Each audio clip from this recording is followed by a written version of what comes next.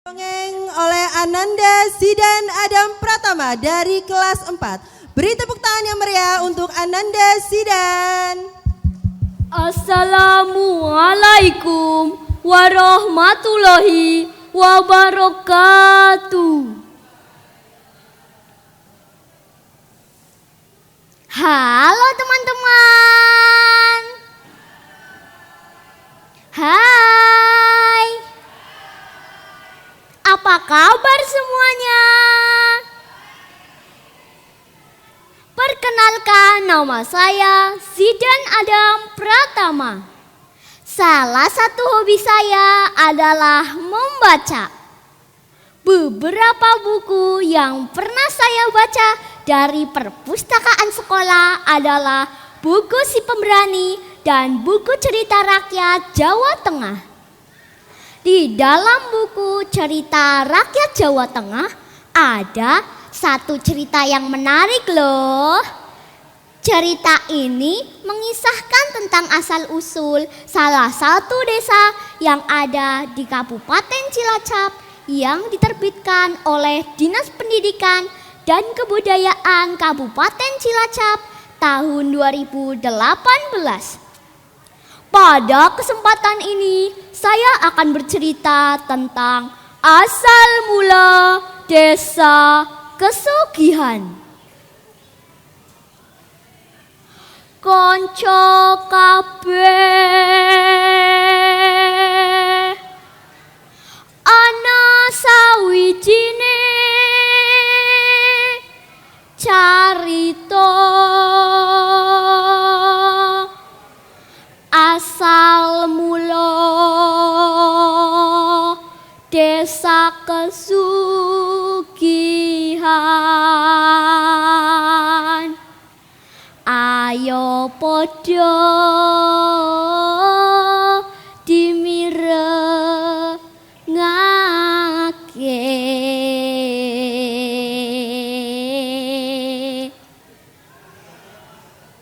Bagaimana kisah cerita ini? Penasaran kan? Yuk simak cerita dengan baik. Suatu pagi yang cerah di sebuah kerajaan bernama Kerajaan Keling, terdengar suara ayam jantan berkokok bersahut-sahutan menambah suasana damai dan tentram.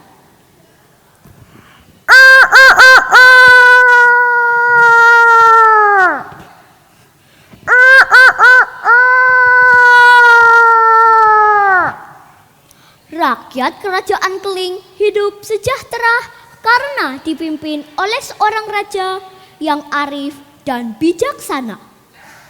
Ia bernama Prabu Bawana Keling.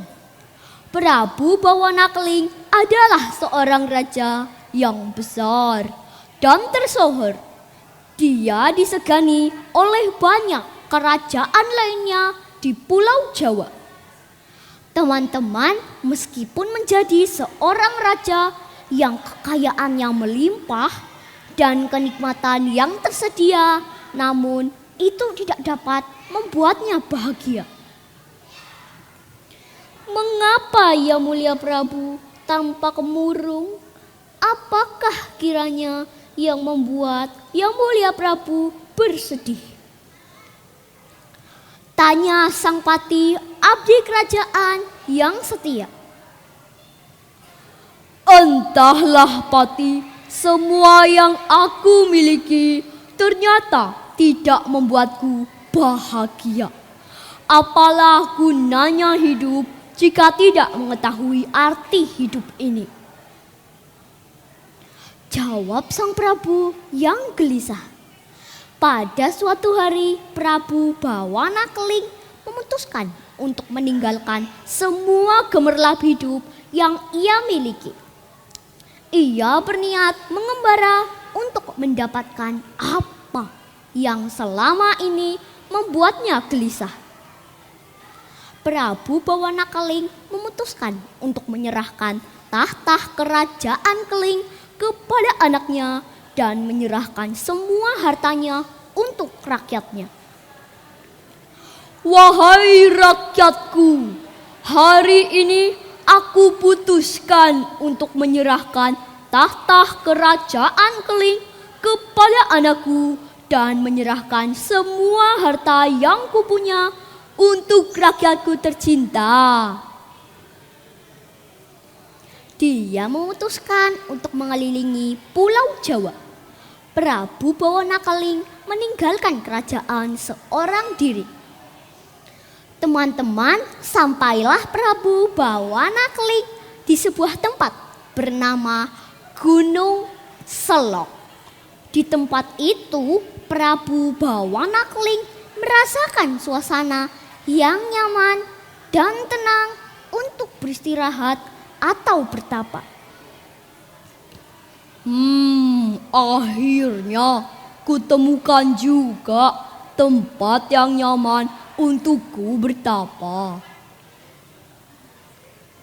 Prabu Bawana Keling bertapa di sebuah batu lebar dengan penampangan atas rata.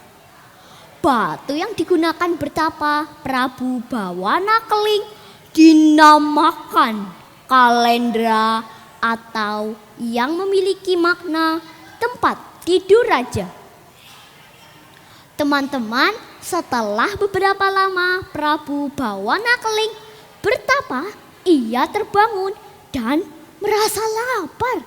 Tanpa disadari, Prabu Bawana Keling bergumam,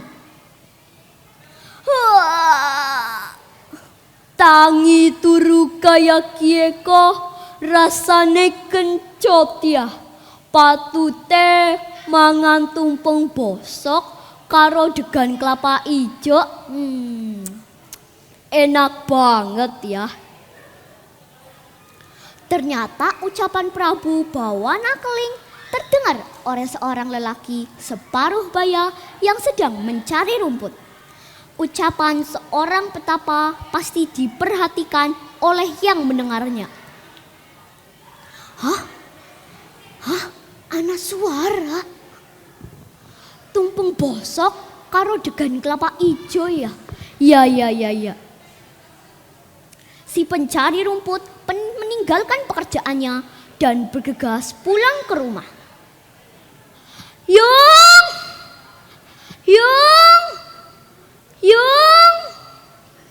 apa jane apa? Ketone kaya wong gugup teman. Si pencari rumput menceritakan apa yang didengarnya kepada istrinya. Wis cepet, jagone disembelih, siki gawe tumpeng bosok karo beras sing paling main. Aku tekmet degan kelapa ijo. Perintah si pencari rumput kepada istrinya. Teman-teman, tahu tidak apa itu tumpeng bosok? Tumpeng bosok adalah tumpeng yang di dalamnya berisi daging ayam, serundeng, dan aneka macam lauk lainnya.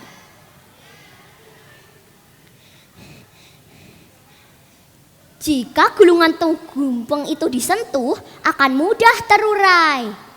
Sekarang kebanyakan orang mengenal tumpeng bosok dengan nama tumpeng megono. Singkat cerita, setelah memasak tumpeng bosok dan memetik buah kelapa muda, si pencari rumput dan juga istrinya bergegas ke Gunung Selok untuk mempersembahkannya ke sang petapa yang tidak lain adalah Prabu Bawana Keling. Nuwun sewu, monggo menika tumpeng bosok kalian degan kelapa ijo. Ladalah, deneng selirane ngerti nek aku lagi kepengen tumpeng bosok karo degan kelapa ijo. Ucapan Prabu Bawana Keling yang sedikit kaget karena menerima persembahan dari si pencari rumput. Si pencari rumput menceritakan bahwa ia mendengar Prabu Bawana Keling saat bekerja.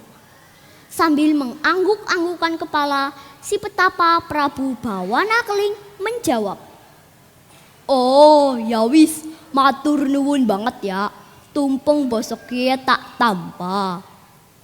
Lalu si petapa makan dengan sangat lahapnya.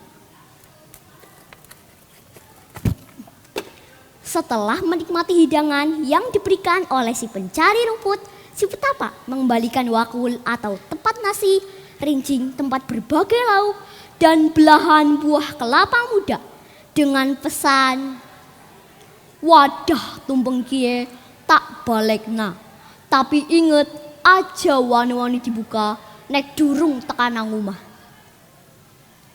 Oke, matur nuwun sanget Song Petopo.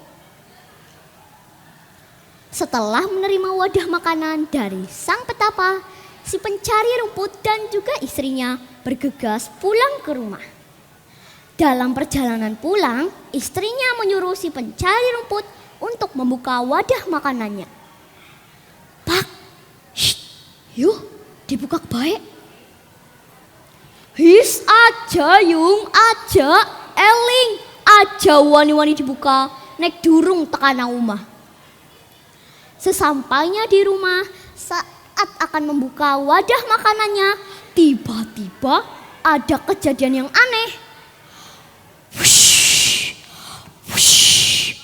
Angin berhembus kencang dan cahaya berkilau muncul dari balik wakul, rincing, dan belahan buah kelapa muda.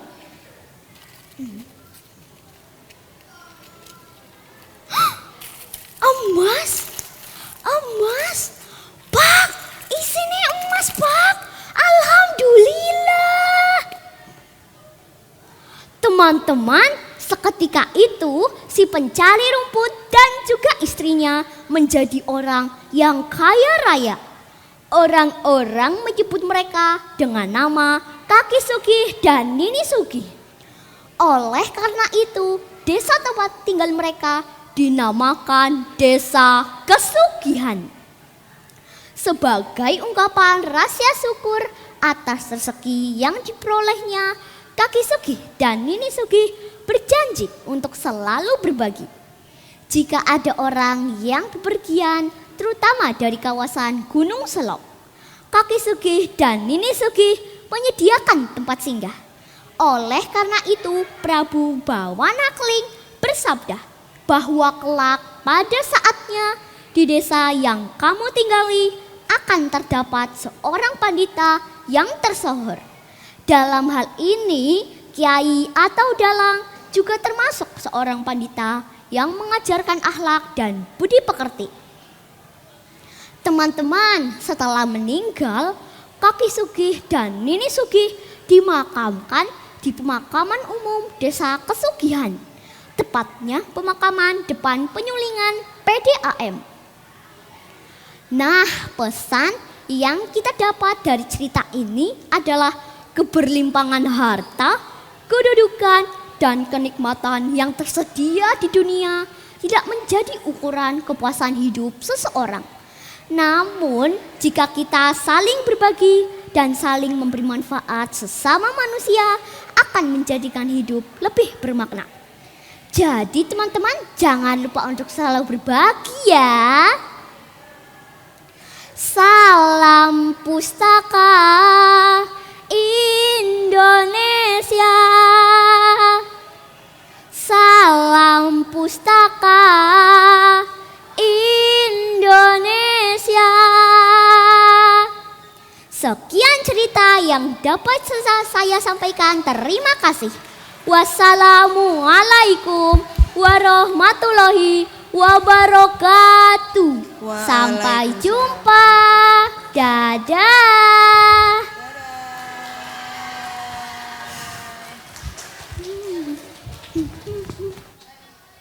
Ya, demikian adalah penampilan dongeng dari Ananda Zidan Adam Pratama kelas